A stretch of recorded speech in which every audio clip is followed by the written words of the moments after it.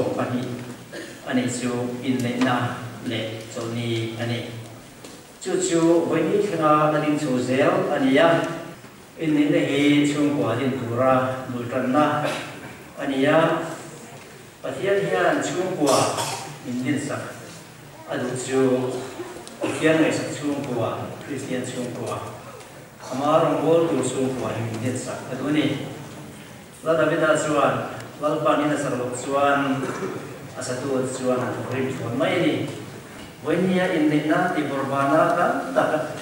nasa tak tiburbana cuma kata yang indina tiang him kan pos itu teh cuma hian waktu kan soya coy mo hian ku mo ya kan coy mo ya kan long kui bo ani pasal tek poin mani pas taksa angin mani tu kui tu an mangai tu rani mani tu kui mangai tu su mani mangai ani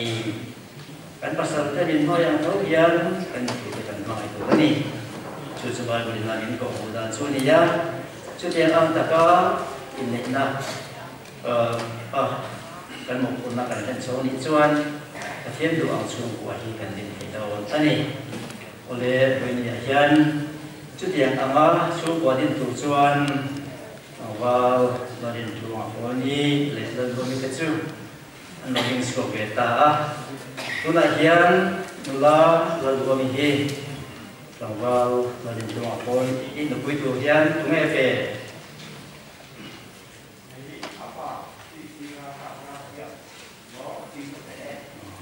kalau komen tanggal dari tuang poni lepas komite kemudian dia kau hendak yang lima ajen naik ada blok nasi itu siapa komen kanung lawan isuan kanung lawan ni poin tu nuang nak kemudian itu terus tunasuan cium kolam terang ini mau ibu kolam terang ini mau anin naik ada melawan yang masih itu orang melawan angin, lekau frontel mulai padren pinang apa ini bos ini angin, tu naikkan anin ini tu tiang laut yang terang, di malam kan tiang masalah, kan anin mata nolak susuin, yang angin, laut situannya, kei lain terung apa ni yang nang lalu kami katian ruat angkat ini nanti yang himin kan aja katian tuang zela nang mak mangaya enkolin somin soemoin siselai lekosom laikoin anu malaysia makko endam tunsung zong kita antarin omang si tengkiame sebenarnya Islam kan yang kira kei lagu omihian namang lawan rumah koni pasian ruat kini yang limin kan aja pasian ruang ze lanang mak mangaya enkolin, jomin, joimoin, siselai legosom laikoin, anu amales kemakko, pendam tunsung zong, kita anterin omang di keintiame, oleh gunakan lain rumah poni, lalu kami kecuan. Nupa diturin dan darsu jawa pinang turin anin tiang taah kei pastor dalam hal yang aku ni jancin sarong bol tu hian lalu keluar koni le lalu kita hi nupa anita ti buangin patian yang sempat tu bisingin chen sukses amen lalu kan patian kan Tatuan kami, ibang ada enkol na lagi ispan tuam, tatungin, ngawinnya iyan, larin tuang kol ni, lalu kami tujuan, nama rot ang ngayin, yung paniturin, kalau yang tentara, kalau yang susita, ani, lalu pa kung itakin nangin ongkuin, itaraw yang limin, wala. Wana an tiang tak zong terkasar dengin olah pa andam tunsu zonga nubalim tak lau niya sung kodom takan lau insorzel kinaturin yung puwi na lagi iswa na karandila Panau dom tatte kaya chung polim le ho ning tatte ning kan jam pui na ron di le nangin mal so man se Allah pai su Krista hingin tu ron di le amen tuna hian sajib kita ning an to ziat ko na ni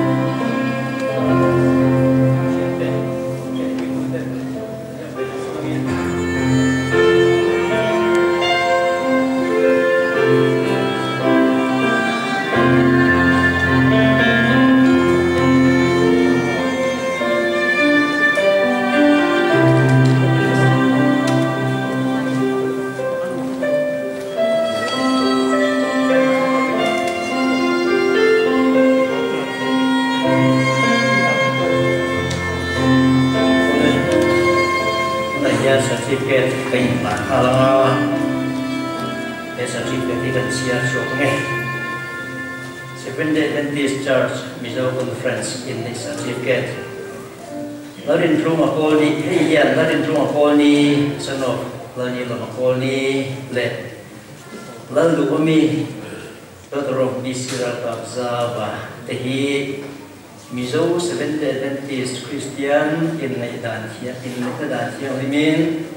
nisom ni parok sakasar nisom ni panihian Seventh-day lang SDA diakina dan semua menunturin anin entir patihan yang sampai mungkin susah ini isuan hian kalau mainkan contoh sekali bahwa bahwa lain semua poni dicinta tadi semua poni kalau itu mula lalu kami dicinta bila kami betul ni ini kurintuan sana itu orang itu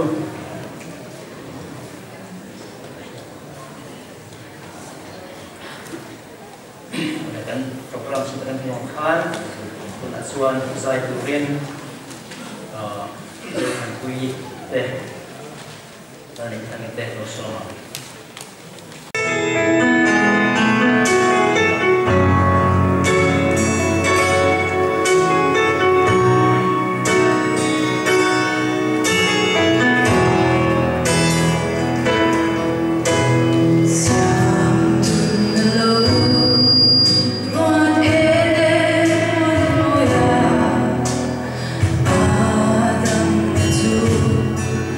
Ma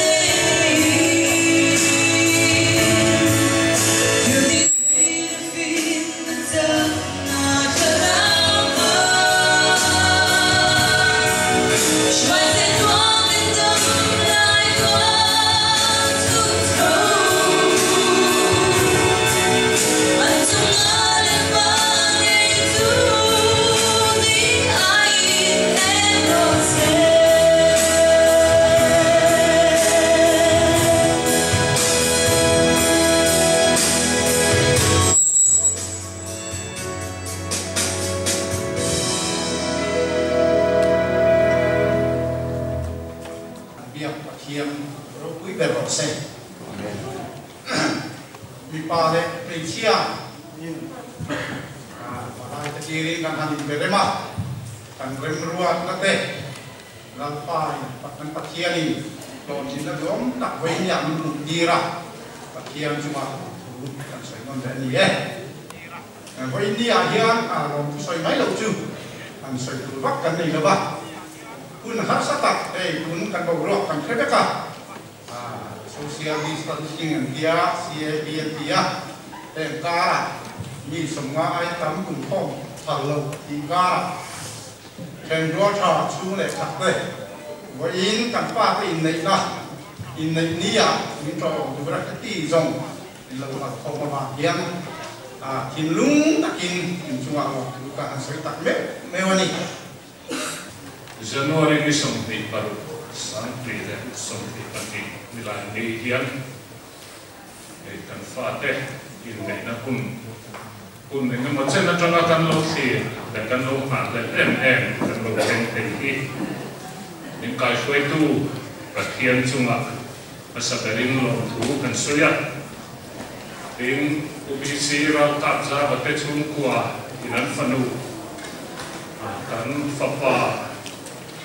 luang ten lu puya tana min han te thal hi kan lo ne ema tu ne te ti te kan ting le tu lo me ti te kan lo dau ru me ya ma sen pur takin lo takin min te a kan lo tak me me wani ko khan ten na sa takin min poi puyin min la puya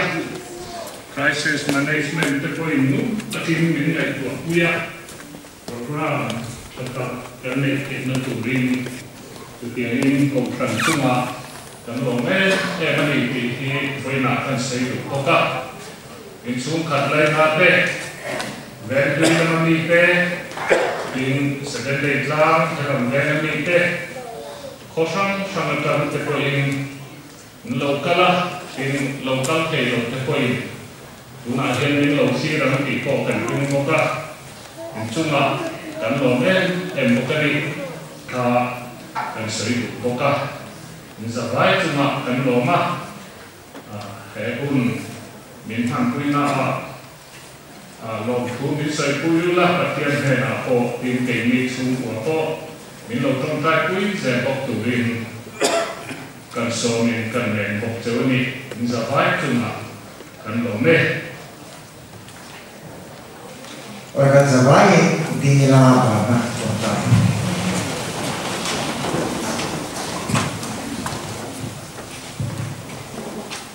orang pa với nhà gia tỷ lệ thìn thì ông hi nên ông tu so ye anh phải đi mấy chuan cả đàn con tiệm lâu vắng nangin còn ai xoay xuống qua anh định sống nó không à mà rồi xoay dễ làm dễ đi takin anh phải đi hiền với nhà hiền là non lệ tuan joint reception program pan sit zom na te mi ron pui la en kim biro pui na ta la kan ti thei na mi ron pui chalo che pan so na som som ron ngai nam la chu chi so mi kyang ni ron pui che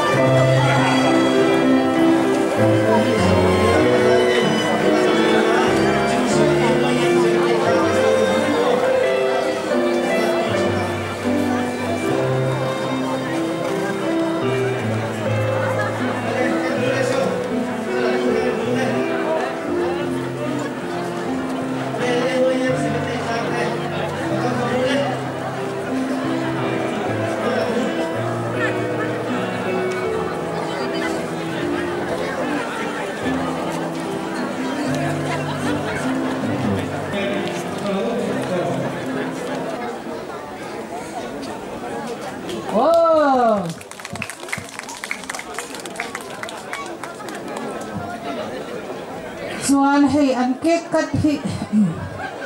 anian lutuk lava anin bardon ani everything I do it for you. Yeah. Karina na zai thiam Come on, that's it now. oh very good tuna chuanin I le an lo thu to mai anga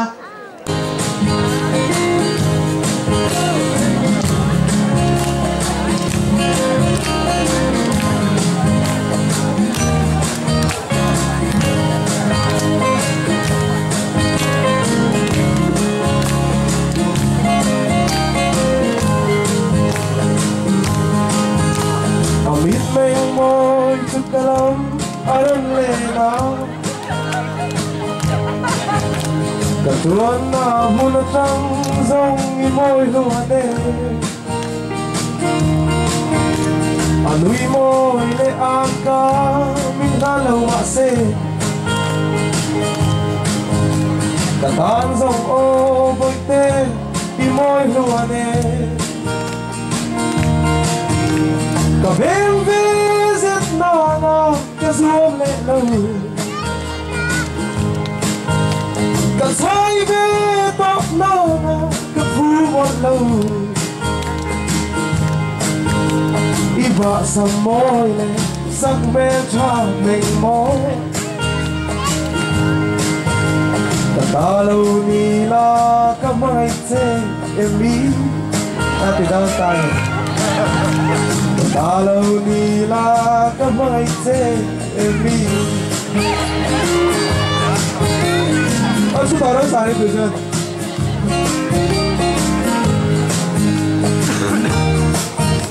Lalo ng tamtak kazunaan waya Mase ng iyang zaureng hianom flow Magay na duthan na zonghi Kaphalaw o lalo danglanan Kabim visit na nga kasuam lelaw Katsay vitok na nga kapumot law Iba sa mo'y sagmedya ming mo Katalaw nila kamay te kaming Katalaw nila kamay te kaming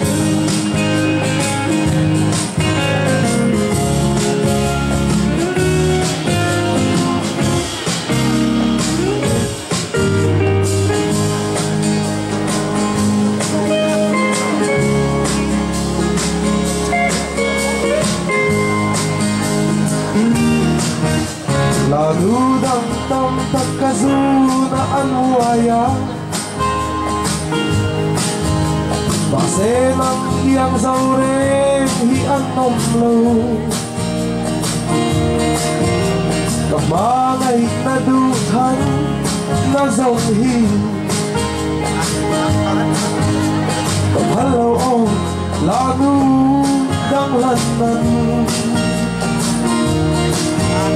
Kabim visit na nga kasuam lelaw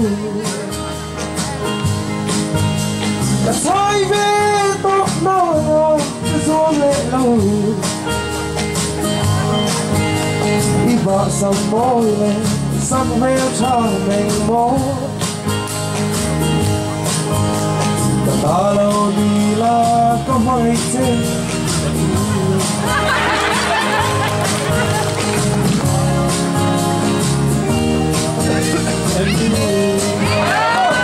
Hello,